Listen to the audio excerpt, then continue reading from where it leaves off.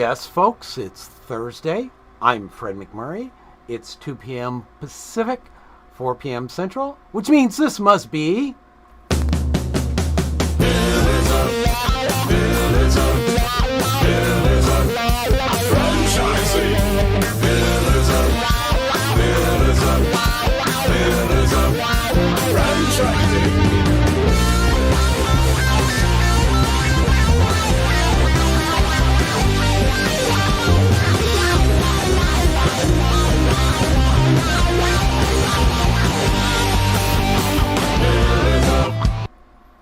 Take it away, folks. Hey, Jerry, welcome to Pillars of Franchising, everybody. Hey, Kristin, good to see you again. It's been forever since I've seen you, girl.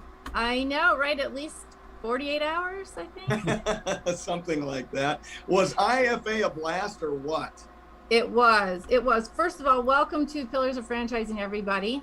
Jerry and I usually just jump right on in, and that's what we're going to be doing today as we bring to you Word on the Street, which is going to be, as Jerry alluded, all about the International Franchising Association, where we were just at one of their fabulous conventions out in my favorite city of all, San Diego, California. Wasn't that great? You know, leaving the Midwest and going to San Diego, first off, is pretty cool, you know, but then we got to hang out with 3,000 of our best friends, with franchisees and franchisors and suppliers from all over the country, and everybody was there for one reason, and that was to celebrate franchising. You know, not only that, I was surprised how many international people were there as well. And, you know, I had the pleasure of meeting, like, there were two people I really, really, really wanted to meet, not including Shaq. Okay, so Shaquille O'Neal was one of the keynote speakers, but I knew that was completely out of my purview. That was not going to happen. But I got to meet one of our previous guest, Scott Greenberg, who's the author of The Wealthy Franchisee. Totally the nicest, kindest man, fabulous. And my second favorite, because he's the one that gave the voice to the little people, as I said, like me, the franchisee, and that was Eric Stites of Franchise Business Review. He is the one who started that whole thing. And then we had the grandfather of franchising from Titus, from the Titus Center, right? John Hayes. And I was like, every time I turned around, Jerry, there's somebody else. You know, Kristin, for the book and the learning platform, we had a pavilion there. I know you were in it. Yeah. And it became the place where IFA royalty ended up. So John came and spent some time and did an interview there. But I mean, we had Gordon Logan from the founder of Sport Clips. Yep. We had Dina from Neighborly, who was the founder of that group back in the day. We had a long list of them, and everybody was, even competitors, were just having a great time celebrating franchising. We had some great speakers. You talked about Shaq. Was Shaq cool or what? Oh my gosh. And okay, so I don't know if I'm supposed to share it, but he put it out there and it's been recorded. But one of the first things he said, right, is oh God, now I forgot his name. I hate Charles Barkley. Yeah. And he's got a new franchise called Big Chicken. And one of the funniest things is he named a sandwich after his nemesis, Charles Barkley. He said, because it's so sloppy, one of the sloppiest sandwiches he's ever seen. I think that's a reflection on how he thinks Charles played back in the day. But I think so too. He had some great quotes. You know, I loved the fact that when he talks about his children being rich, he says, "You ain't rich. I'm rich. You're not rich." Yeah, exactly. So, and the story he told about giving his son a car for getting good grades, and his son took him to the Tesla store, and when Shaq showed up and he saw where he was at, he said, "No way, buddy. The Honda store is across the street. Let's walk over there and buy a car." So That's is so right. Down to earth. He really is. And I think it's a great lesson because, you know, I would love to be Shaq's kid because think of all the benefits you get, but he keeps it real for them. They're not just spoiled. Things aren't just handed to you on a silver platter. I'll tell you, he had such a skit with Matt Holler, the guy in charge of IFA. Is so funny. I had such a great time listening to those stories. And I met a lot of other people that had been on our show. Wild Birds Unlimited, Paul was out there. We saw, gosh, it escapes me right now. All of our friends from Franchise Business Review, I ran into those. Cassidy, I ran into her. It was like everybody we had ever talked to before was there. And the interesting thing is, it wasn't just a great gathering. It was a great gathering of people from different countries, different walks of life, different franchises, some that were the same, some that were in competition, but we were all there to support franchising. You know, Kristin, I've gone to, I don't know, 10 or 12 IFA conventions now, and I think of it like a family reunion. You know, at a family reunion, you got those family members, you know, and you run up and hug them and give them high fives and talk about their kids and stuff. And then you got this whole group of people that's part of your family, but you haven't met them yet. Yep. So then you spend a lot of time meeting them and getting to know about them. So next year, you can do the same thing with them. And it is just such a warm and fuzzy and you know, it's so meaningful because the IFA as an organization is the largest association in the world representing the franchise industry. Yes. You know, they deal with the three pillars, which are franchisees, franchisors, and suppliers. They treat them all with love and respect. They give them all platforms. They support them all. Yep. They work, you know, I talk about IFA all the time, but I'm going to make a little preachy moment here. If you are a franchisee and you're not a member of IFA, shame on you, because first off, it's free, zero. So there's no financial reason not to do it. They're on Capitol Hill fighting for franchising every day for you, trying to keep your business solid and stable. And, you know, there's educational things. I imagine you went to some of the educational things out there. Yeah. I did. I mean, I served on a couple panel discussions. I facilitated some roundtables with franchisees and franchisors. And, you know, IFA is literally the greatest thing you can do if you're in franchising anywhere. If you're a franchisor, even an emerging brand, you need to get a hold of IFA and join, because they will do more to help you with your business than you can even imagine. Absolutely. And, you know, I'll tell you one person who really inspired me while I was there was Paul Brown of Inspire Brands. And he talked about driving culture. Now, Arby's is one of my favorite restaurants since I was a little girl. So he talked a lot about the transformation of Arby's. And I want to just point out one of the quotes that it wasn't really a quote, but he talked about how when they go in and they acquire another brand, how they make sure to protect the culture and not really freak the employees out. He said, inform the new company's employees of what you're not going to change before you talk to them about what you will be changing. And I thought, oh, wow, I would have not thought about that. But it's just making them feel comfortable first. Like, hey, listen, all of these things are the same. Yes, there's a couple things we're going to change, but all of these great things are going to stay the same. And I thought that was fantastic. And lastly, I want to thank you, because your group from Lyft and your co-author of the book, Live It to Own It, I found a whole new family there. They were fantastic. You know, they think the same thing about you. I just saw Tara today and she brought you up. And, you know, again, with Pillars, we really work to try and improve franchising overall and educate people. And with Lyft, we're trying to do that in a different manner, and we're working on franchisors and so on. So when all of us got together, it was really like a family coming together, wasn't it? Yeah, it really was. And the great thing, if you have the chance to go to IFA conference and think of it as a huge puzzle, right? And you're putting all these pieces together to form what franchising really is. And you said it before, it's franchisors, franchisees, suppliers. I mean, just really a great environment, very invigorating. I came back with so many ideas, a bazillion business cards I have to follow up on, but really some new relationships that I am looking forward to having on down the road now. I'm just ashamed that as a franchisee and always being a member of IFA, it took me 15 years to actually go to one of the conventions. Oh, that hurts me so much, Kristin, but I'm glad we got you there now. And we're going to do some more of these things in the future, trust me. Yeah, and so go ahead. Go ahead. I was going to say, you and I are going to talk a little bit more about it when we talk about my book, because I got some things to wrap into that from IFA too. Awesome. So if you're a franchisee out there and you haven't been to an IFA convention, trust me, you got to get out to one. You won't believe it's so easy to get lost in your business, working in and on your business, your platform, your particular vertical. And when you go there, you see there's a whole nother world out there of franchising. It's absolutely amazing. So Jerry, thank you for sharing our word on the street, and thank you for sharing your Lyft family with me. No problem. We'll see you in a few minutes, Kristin. Sounds good. However, we must issue a correction here. There are not 3 pillars of franchising. There are 5 pillars of franchising. If you need clarification, go to the pillarsofranchising.com website and you can see the 5 pillars, not 3, 5. And now we just improve it. That's all.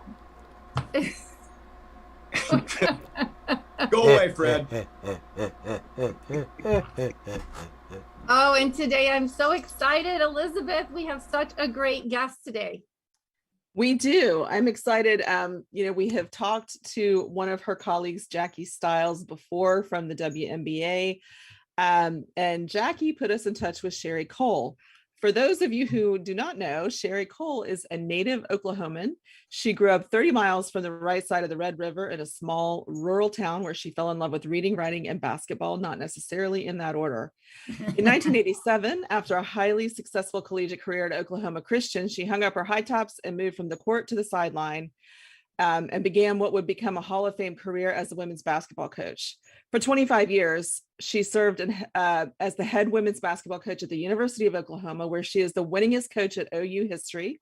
She built a powerhouse program in Norman that appeared in 19 straight NCAA tournaments and competed in 3 Final Fours.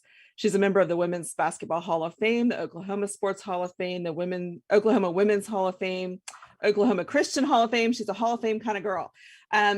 But she's with us today because she is starting a newer journey into franchising in the same brand that Jackie's in. And she's starting in a new role as a culture coach. And having built the teams that she's built and had the career that she's had, I think she's team building and leadership and coaching. So Sherri, welcome to the show. Thank you so much. Appreciate you having me. Jackie Stiles could not say enough great things about you. Well, Jackie Stiles is the best deflector I've ever seen. She is always taking praise and just turning it off and sending it to other people. She's a rock star. And just to clarify, in case anybody got confused in that introduction, I did not play in the WNBA. So No, I know you were clear, Elizabeth, but I just wanted to further clarify. Okay. Hey, sometimes the coaches have the harder job than the players, right? Oh, there's no question that it was much harder when I took over the whistle and put the shoes away. Yeah. So tell us, I mean, honestly, Shaquille O'Neal talked about this a little bit as well. And his comment was just basically that he believes the game of basketball and really professional sports in general, the way coaches help to build that team and the team works together is a great setup for executing a franchise. Is that what brought you to franchising? How do you think being a coach is going to help you be successful in franchising? Well, the people at NextGen wanted to make sure that as they franchise their organization, that the authenticity of the brand remained. They want it to feel the same, look the same, operate in the same way wherever a NextGen Fitness studio exists. And so their concern with how to do that, as it spreads in so many different directions, led them to me in conversations about how to build a team and how to be clear and how to develop that sense of individuality with still the authenticity of the foundation of the brand. And so we're in the early stages of that. We began this past fall, and it's all about building a successful team. No matter what entity you are creating, it's about how it's about how human behavior, first of all, about how human behavior works, and then how humans work together to achieve the desired goal. So it doesn't really matter if you're on a football field or a basketball court or in a boardroom or in a warehouse. It doesn't really matter. There are humans involved and humans are working together. Yeah. And those have some sort of, those experiences and those challenges are the same. They just cross over into different fields. Well, and I think that's really interesting because if you take a look at that brand and what you just said as well, is it allows people to be their authentic self, bring what they have to offer to the table, but at the end of the day, it all plays together as a cohesive brand, right? So you could take me, you could take Shaq, you could take Jackie, right? We could all be running NextGen, and we all have our own twist on it, but within the same circle, we all support each other and all work together for the betterment of the brand, is what you're saying, right? Yeah, and I think there's it's sort of an umbrella, if you will. There has to be that very clear alignment with the values, and that's where my job comes in, is reinforcing that culture, which really is a way of behaving. It's just a set of expectations that everybody decides we're going to live by. This is how we're going to live with one another. And once you buy into that, then you put your own individual spin on it wherever you are.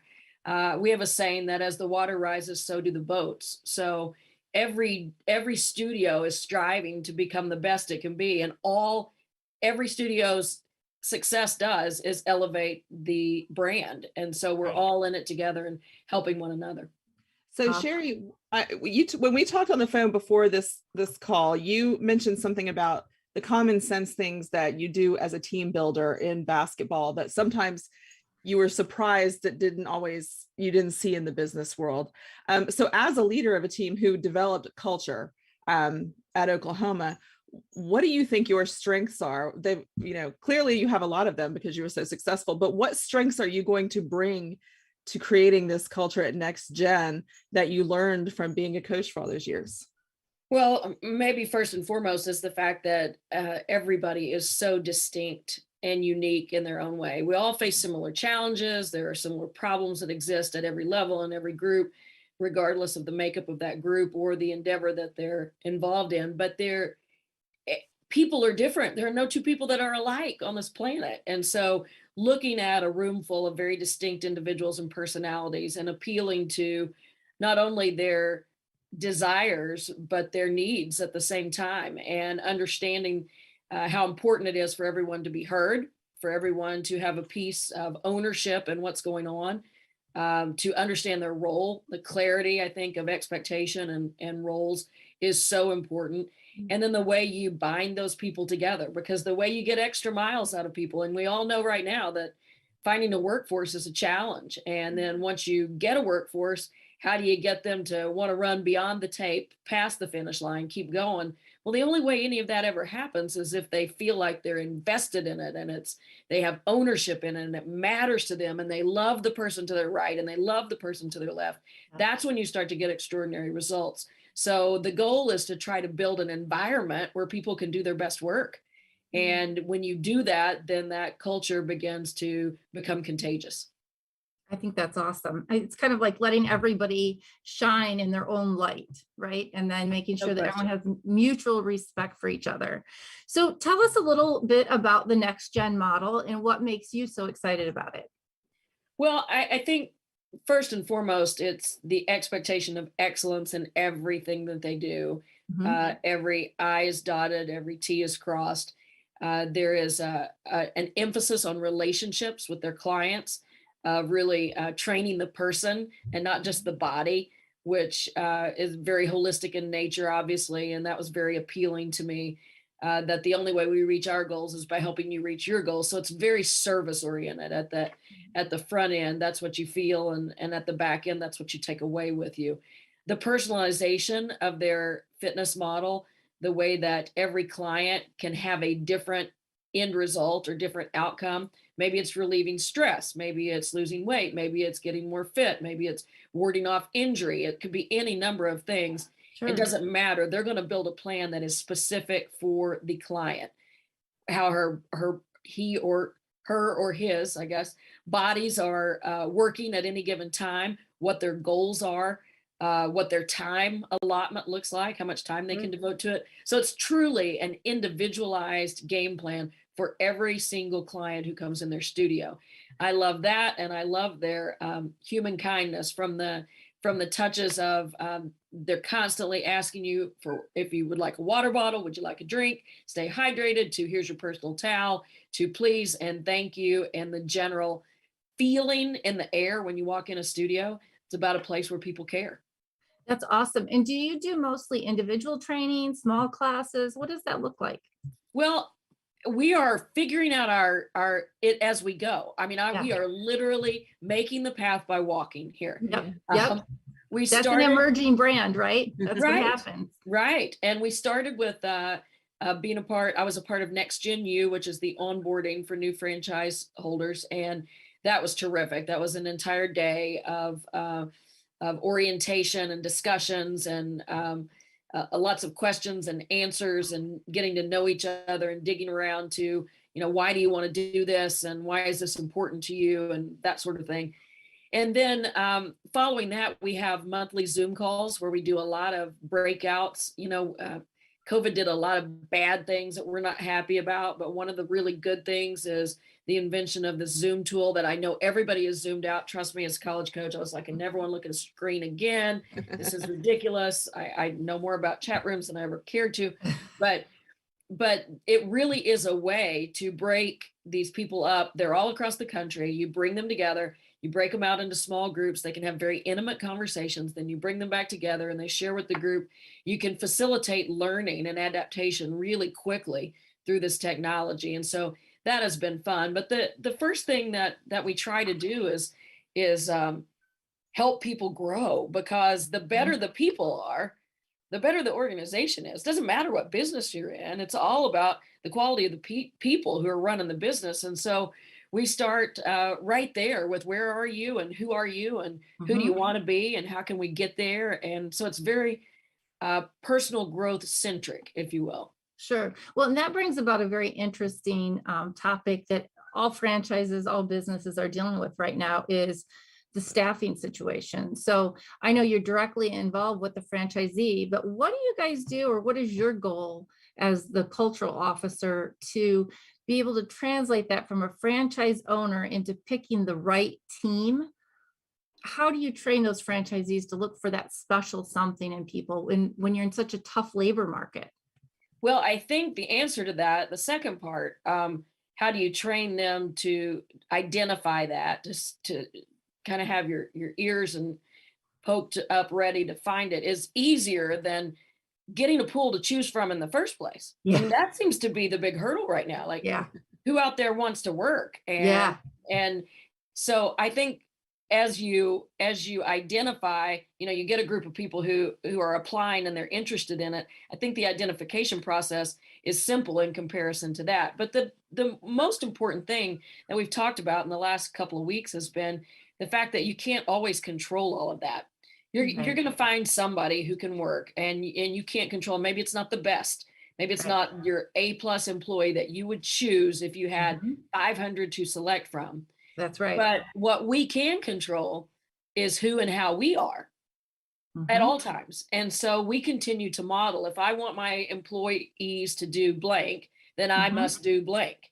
And continue to grow ourselves and our willingness to be what we want those employees to be. Because, maybe you hire someone that might appear to be a level C employee when you choose them out of the lineup. And they get there and maybe they've just never been exposed to anybody who's willing to clean the toilets and wipe the desktops and close up and open up. And you get an opportunity to show them not only how to do that well, but how to do that with joy and with a service mindset. So there's just so many opportunities right now for teaching. I mean, it's hard to find the workforce, but what an opportunity for people to model behavior and grow up an entire generation in the way that we know speaks to excellence. Yeah. And I think that you probably demonstrated a lot of that as a coach as well, because you get girls playing for you from all over, and some are probably more polished than others. And I always look at the young athletes and go, okay, so there's a way you carry yourself, right? You can grow and groom them if they're a little rough around the edges, how to become that person. And we've been talking the last few weeks that, on and on now, as the labor market becomes tight, we're going to have to do more grooming of people to mold them into what we need them to be. Maybe we just can't get that A player, as you said, right out of the gate. So one of the realizations, I think, is that as you're looking at this potential workforce, is that you got to be able to see what people can be. not what they Mhm. are, but what they Mhm. can be or could be. You got to be able to look down the road and project a little bit, and then be willing to kind of take their hand and guide them along that way. And I think it's a really good thing for a lot of us to have to remember that we have to model it first before we can expect it from them. Sure. And that hands-on training becomes very, very important. Well, So I think sorry, Kristen, that's an interesting thing, because that really does translate from coaching, because you've got the young, new, incoming green freshmen, and then you've got the seasoned players who are the leaders of the team. And it's the similar thing when you see the potential in a player or a team member in a franchise.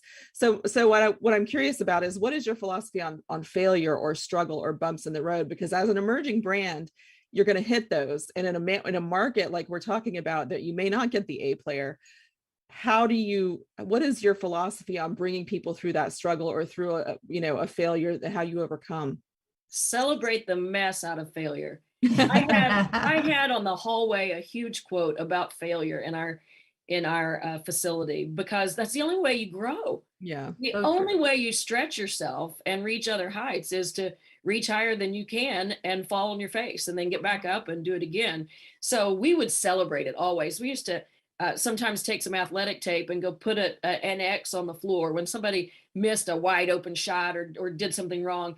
And then we would clap about it and go, right here's where it happened, because next time you're going to get it, because Yeah. you put yourself in this position. Mhm. So I think that kind of goes along with what we were saying earlier, Kristen, that you take somebody who's maybe not quite ready, and Yep. you've got to groom them and you've got to grow them a bit. So as leaders, we have to be a little bit patient, and we have to be willing to guide them and redirect them.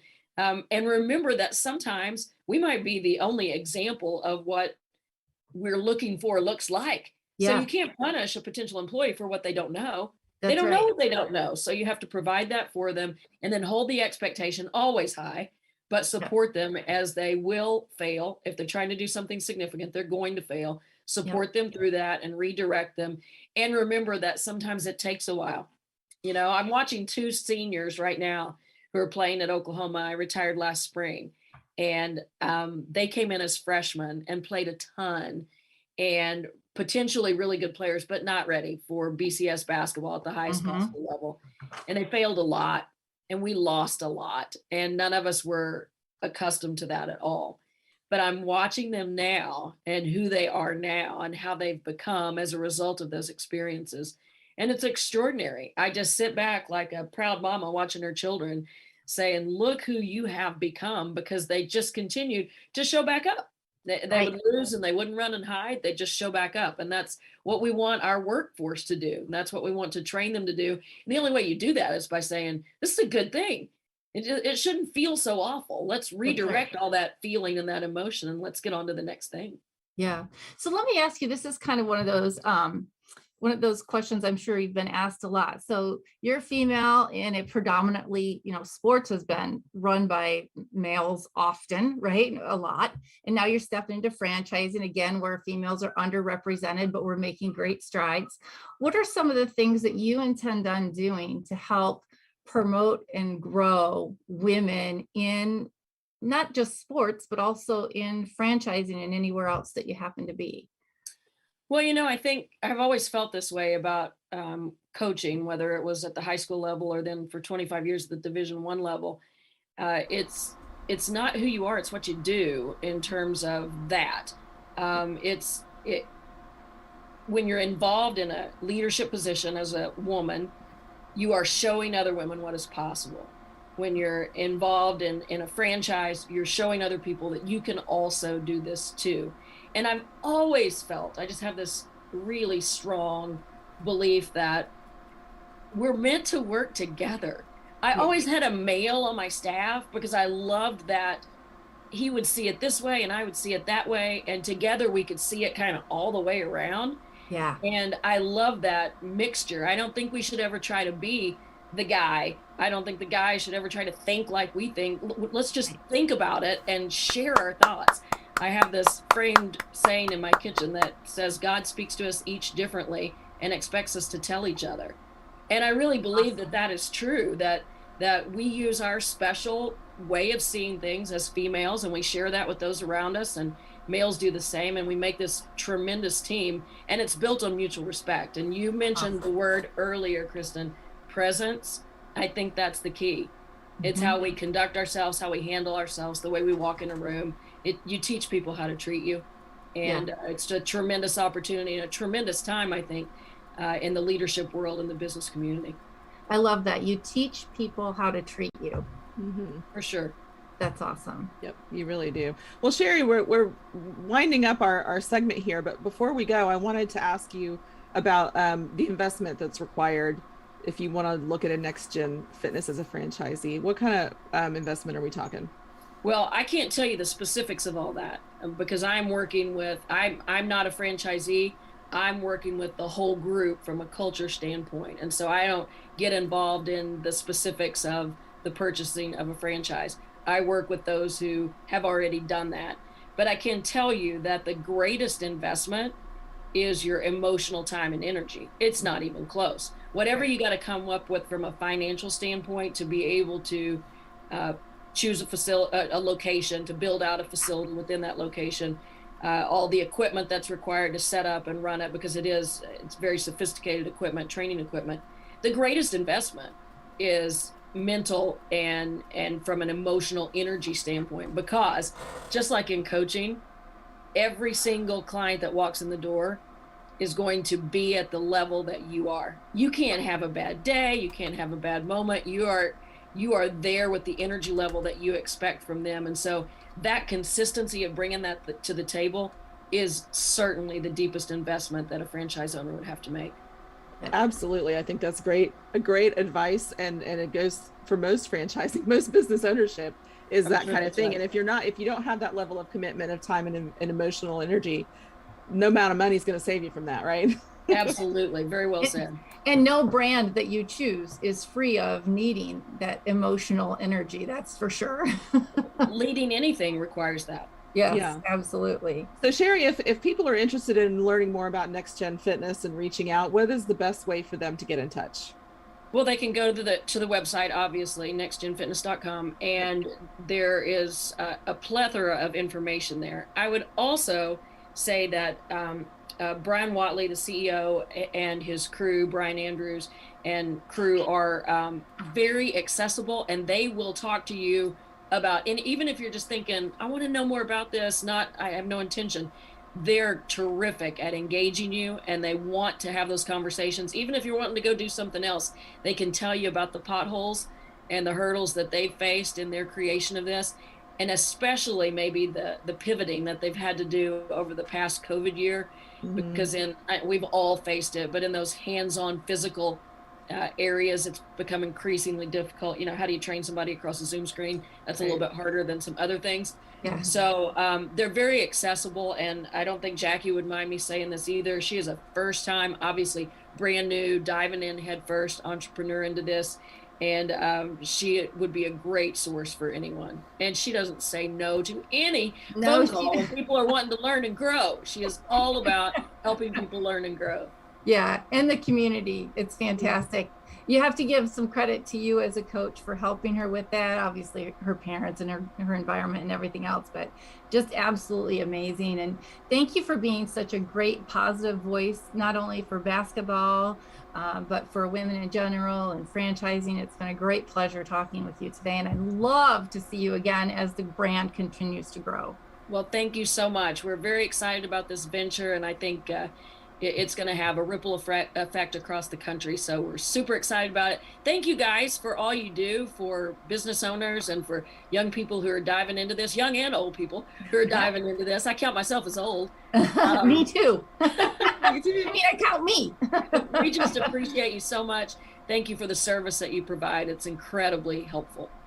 Thank you, Sherri Coale. I appreciate it from NextGen Fitness. But wait, there's one more question. How do people actually get a hold of Sherri if they want her services? Because we heard about how to get a hold of NextGen, but not how to get a hold of Sherri. Well, that's great. Thank you so much. SherriCoale.com. In my second life, we'll call this my second professional life. When I hung up the whistle from coaching, I've moved into writing and speaking and consulting, and the consulting gig with NextGen is one of the things I'm doing. My first love is writing. I'll fess that up right up front. Awesome. And so I have a weekly blog that comes out there, and I also travel around the country and do public speaking, and I'm working on a book. So there's a lot of really cool stuff in the works. Yay. Well, we can't wait to see the book, and we'll be one of your biggest fans, and make sure we share that out across our social media. And we'll just have to check out your blog as well and see what kind of information you have out there that we might be able to share with people in franchising. Thank you so much. I appreciate that. It's been a pleasure to be on with you guys today. Thank you, Sherri. ma'am. Sherri. Hey, franchise owners. How's your local marketing? Do you feel like you could use some help keeping up with your social media posts and comments and reviews? Do you wonder if you could be doing more to attract local customers? Are you able to identify new move-ins to your local area? At Westvine, we help franchisees like you reach more local customers through digital marketing. With daily monitoring, creative content, and ad placement, and customer data intelligence, we'll get your business in front of the people who want your products or services. We also work with franchisors who need an agency to handle the digital marketing for all of their locations. If you're ready to reach more local customers, give us a call at 805-265-5440 or visit us at westvine.com. That's 805-265-5440 or westvine.com.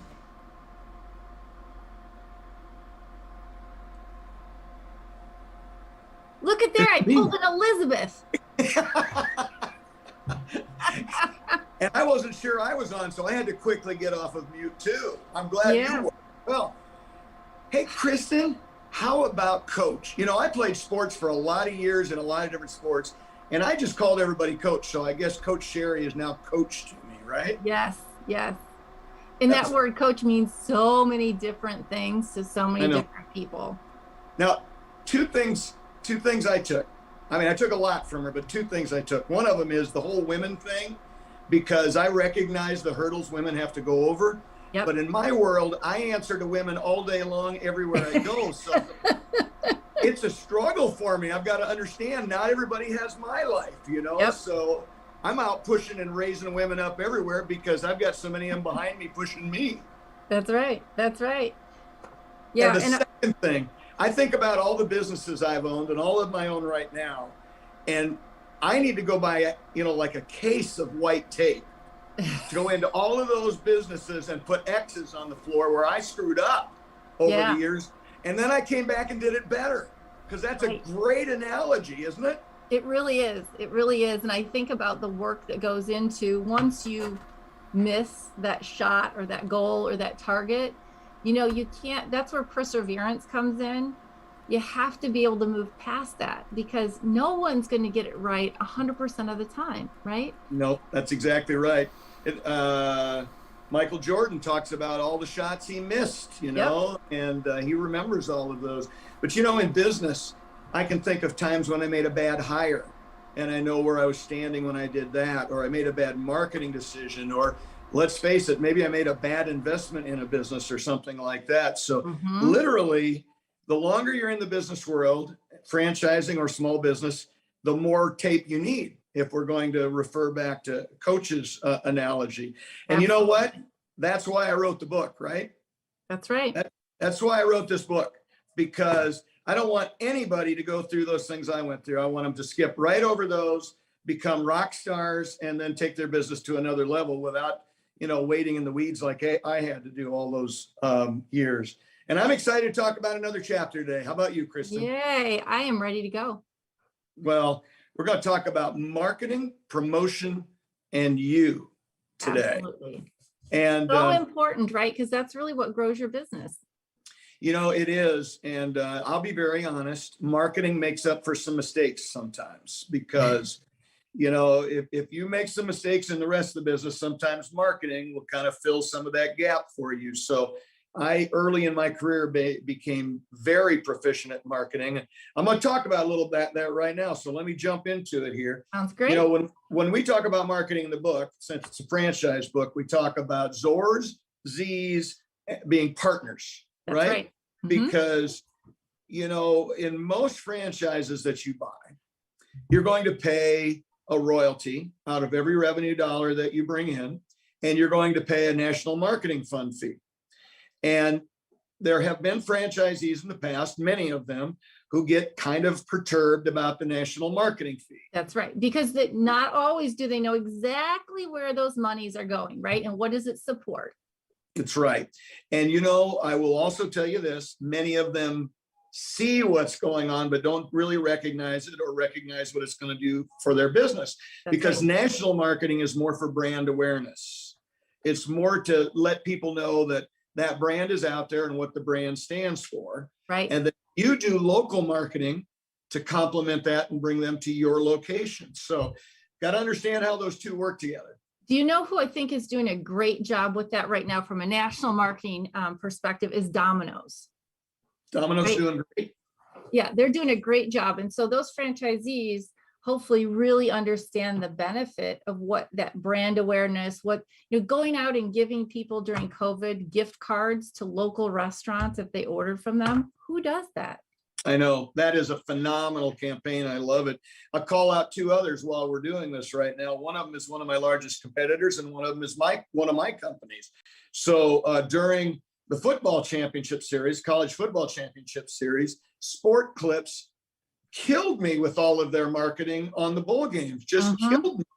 And it was invigorating, it was exciting, and it drew you in until if you were like me and you watched too many games, then you got tired of it after a while, but still it worked.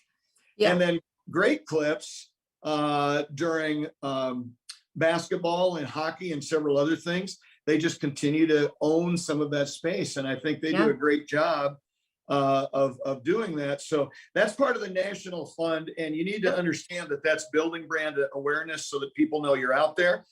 In the book and in my business, I talk about internal and external marketing.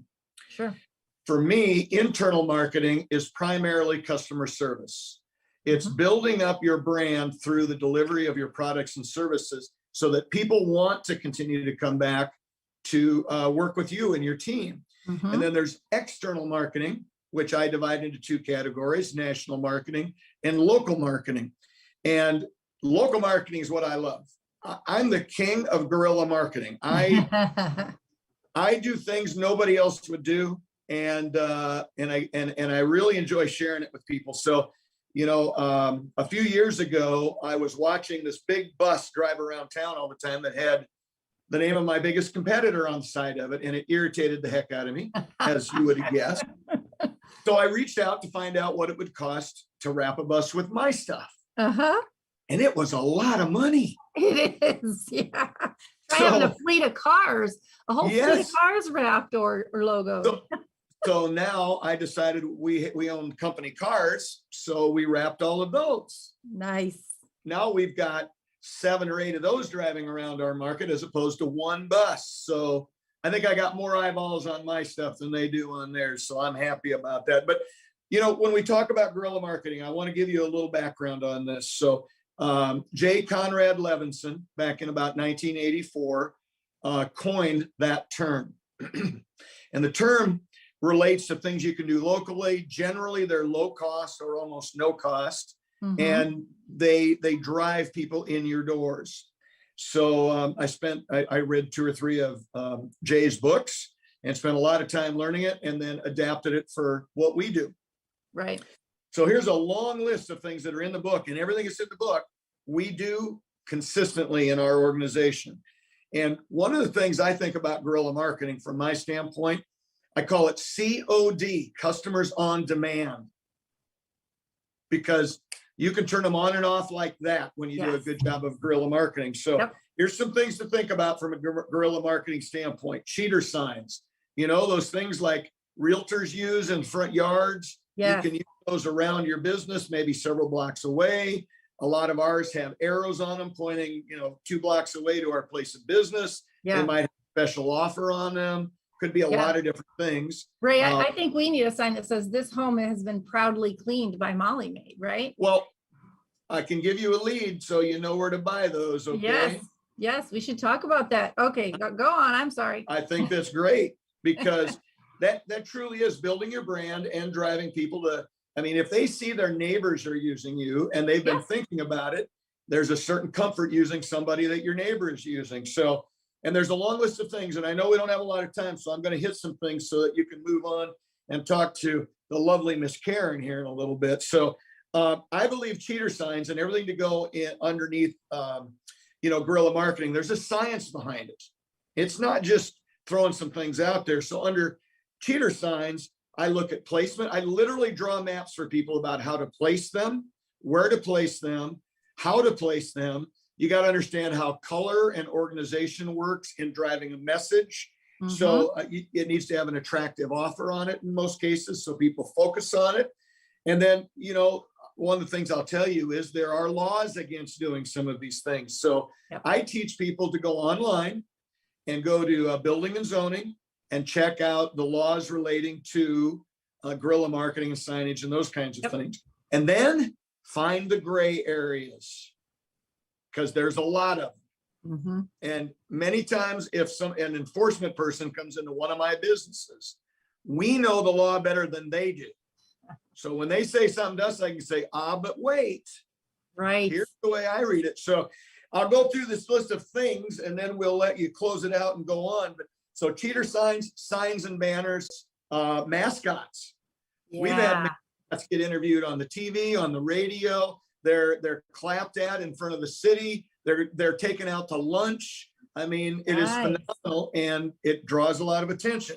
So wrapping it up, guerrilla marketing, understanding how to market your brand, looking for help if you don't understand, because again, we have seen a 33% increase in daily revenue when we're doing guerrilla marketing. Yep. Think about every business out there and what they could do with that if they really knew how to do it. Absolutely. I think that is a great point. And I appreciate you sharing that with us. I have to say, you're absolutely right. The local marketing, the speed of which you can turn it on and off is much easier than some of the national stuff, much better than some of the larger campaigns you might do with, say, a magazine or something like that. So very, very good. And I'll tell you one thing about this book, Live It to Own It. It has some great artwork in there that goes along with all of these themes. So please get yourself a copy, a pack of highlighters and some page flags, because there will be a lot of stuff you learn in every single chapter. Jerry Akers, Live It to Own It, Great Clips superstar. Thank you very much for sharing again this week. Thanks again, Kristin. See you later.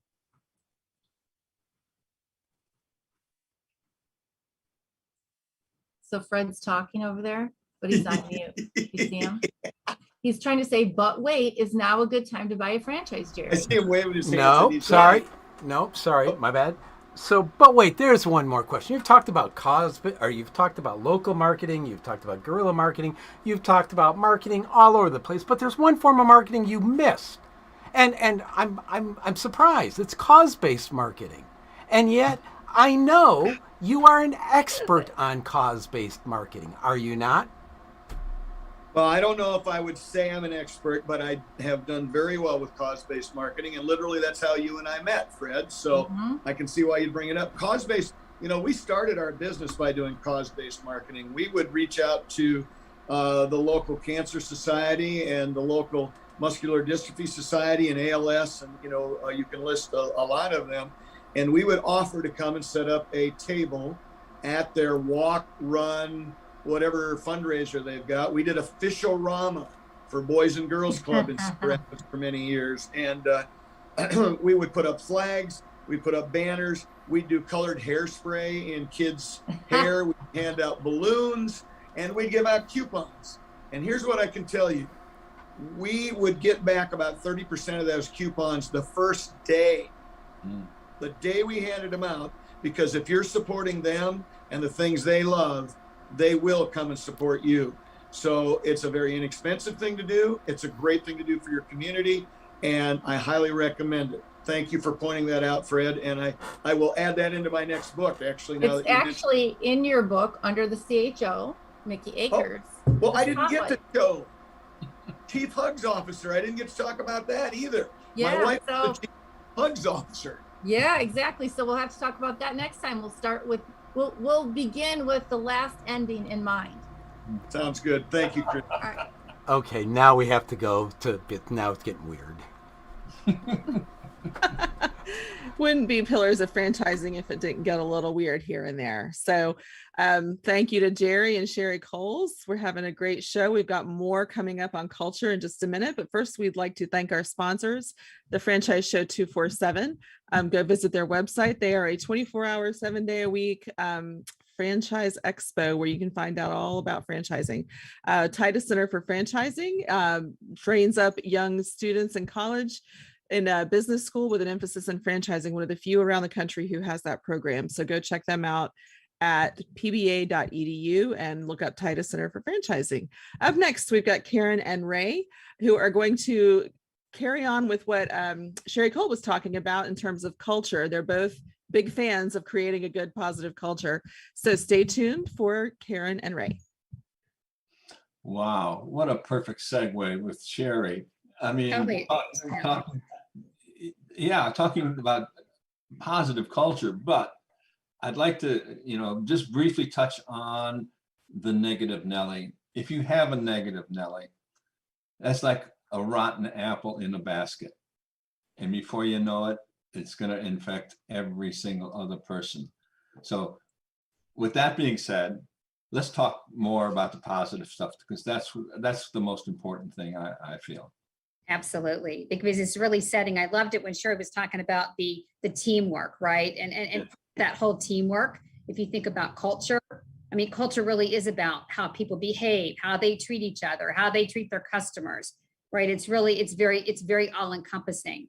So I'd love to ask you the question, Ray, first, of why culture? We have a lot of people listening that are thinking about, starting a new franchise, even people that have a franchise, and some think of it as fluff stuff. Oh, that culture stuff, that's kind of fluff. So what are your thoughts on culture, and why is it important in a franchise? It's definitely not fluff. Absolutely not fluff, because the culture of your business is really the success of your business. Because in most businesses, it's your employees that are providing you your bread and butter. And if they're not happy, guess what? that is transmitted to your clients or your customers, and they can feel it. And that, which brings to another point.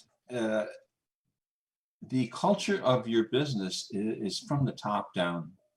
So your employees can feel it. So if you're a person at Chicken Little, they will feel that, and they will transmit that to your clientele. But if you're positive, and that is transmitted down, and they can feel it, and then your clients and customers will feel it, and your business will grow rapidly. Absolutely. You always think about when, as a franchisor, I work with franchisees, and I could walk in the office and just walking in an office, or even if you think about walking in a store anywhere, you can actually feel what that is by the way you're treated as a customer, by the way you are you're talking with the manager, if you're going and applying for the job. There is you're right. Yep. There's a feel for that. And franchisees talk about how they use this as the culture as their competitive edge. Because we all can feel that, even if we don't know it, right? It's not as obvious. We can feel that. So they're like, hey, this is my competitive edge. This is how I'm going to beat out my competition. Absolutely. And there may be a few people listening will say, how, maybe they have a neutral culture now. Okay. But how do I create a more positive culture? And you know what? It's so simple. You just, as you walk into your office, if you walk into your office, say hello. Say hello to all your employees. I mean, just don't walk in with your head down and walk straight in your office. Say hi. How's the family? How's the kids? What's up? What are you guys doing? It's so simple. And people will begin to feel that, and they can respect it. Absolutely. I think sometimes it's the intentional piece, because I think Kristin was talking about that earlier, even attending IFA. We need to work on our business. So we need to be thinking about that, because again, I think when we're starting a franchise, or if we're in our franchise, we have to stop and think about, what do we want it to look like? what are some key things? What are 3 or 4 key words that can really describe our culture? Thinking about that. And you mentioned that even if it's saying hello to employees. So if it's friendly, then it would be that. If it's helpful. So what are some ways that we can not just have those words show up like on the wall somewhere, but how can we really live those values? And how can we turn that into how we treat our customers and how we treat each other, and really having some action items around that? I think that's a really key place to start. I had a HR manager. My office is in a large building, okay? And I had an HR manager stop me in the hallway one day from another company, and she says, "What do you do? I mean, how come your employees are always so happy? How come they're always smiling, waving to me?" And she's an HR manager, mind you. And I says, "Well, it's simple." And I invited her in, and we just sat and talked. And she couldn't understand it. Yeah. Another thing I want to bring out is have an open door policy. Basically, all my employees can walk into my office at any time and say, "Ray, I have a problem, and I'm hoping you can help me with it." And they feel comfortable in doing that. It's not like, "Oh gosh, he's the owner." Can I talk to him, or should I talk to somebody else? Right. So and transparency. Be transparent. If you're constantly having people in your office and you close the door, that's a negative thing. People see that and say, "Oh, what are they talking about? What are they going to do to us next?" Exactly. Your actions really do. You do have to definitely walk the talk, right? And that's a definite key piece with that transparency. Thinking something else that Sherri was talking about, and when she was talking about the failure thing, I'm sure that a lot of thoughts to you too, as far as how do franchisees handle failure. So when you're in, what you've been doing, any thoughts on that, or what you do when someone makes a mistake? What are your thoughts on how leaders should handle that? Okay, if someone does make a mistake, we call them in, okay, privately. But if they do something very positive or even mildly positive, we announce it to everyone. It's on the whiteboard. This team, congratulations, you did a fantastic job at this house. Now, if someone complains, we might write on the board, "C manager." Okay. There's no, and then we talk to them privately. And it's never any negative thing. It's okay, this is what this customer said, and we just want your reaction. How do you feel about it? We don't beat them over the head, that's for sure. Right. Well, it's funny because I think that's where a lot of times as leaders that we don't realize even some of those words or things that we might do in the moment really do make it can make a great impact or make a not so great impact. That's right. That's one of the things I learned early on, and almost looking at it. And again, Sherri talked about this. It's embracing the failures and talking about, okay, what did we learn from that? Now, if someone keeps doing a mistake, that's a different story. But people don't necessarily come into work saying, "Hey, I'm going to screw up." Yeah. So it's right. And then sometimes if it's a culture of fear, people then don't even tell you what went wrong. And so looking at it more of attacking the person, it's not doing that, but looking at let's look at the process. There must be something with the process, and really looking at that way versus a personal attack, if you will. Sure, absolutely. And every negative situation is a learning situation. Absolutely. And if you take it as anything else than that, then you're already down. Any of the things that you can think about that are keys for really key actions that people can take that they can be very intentional on in really creating a positive culture? Well, like I said, greeting people. I think that's extremely important. And keeping your door open, keeping a positive and transparent business. There's a lot of things that we do as managers. We think that we have to be said behind closed doors. Absolutely. And they don't have to. They, keep it open. People will just the fact that your door is open and not closed is. My office, the way I have it situated when I designed it, is I can see everyone who walks in the door. And if I'm sitting behind my desk, I'm busy. I got QuickBooks open and I've got all kinds of things on my screen open. As soon as I see someone walk in, I wave. And maybe I can't talk because I'm on the phone or something like that, but I definitely wave. And they all say, "Hi, Ray, how you doing?" You know. Absolutely. But those small things really make a difference. They're not such small, they're large things. So just would encourage everyone out there, as you think about your culture, making sure that you really take a look at, you know, what do you want your culture to be? How are you going to have it really live in the organization? Thanks, Ray. Thanks for the discussion today.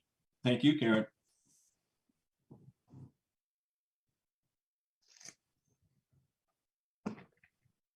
Let me unmute my thing. Thank you so much to Karen and Ray for that great information. Culture is something that shouldn't be overstated as you're running your business, because unhappy employees are not going to stay around, and happy humans is the goal, right? So we want to say thank you to our guest, Sherri Coale. Also tune into the magazine. If you have not looked at the February issue, it is out. We have Jackie Stiles is on the cover. Her documentary recently premiered, so go to JackieStiles.com to learn more about that.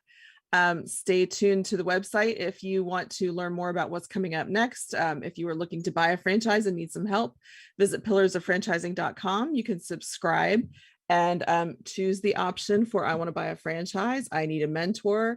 If you need exposure for your business, you can be interested in sponsorships. We can help you with that. So be sure to go to pillarsoffranchising.com and subscribe. I see Fred's forehead on the beach. Thank you, everybody. We'd like to thank you for joining us on the show today with our guest, Sherri Coale. Please be sure to like, share, and comment on this episode. As always, thank you to Karen Kimsey-Sward, Ray Pillar, Jerry Akers, our $1 Million mentors, and for their insight and wisdom. I am Kristin Shelmetzi, and together we are your resource for franchising success. This has been Pillars of Franchising, and the dream starts here.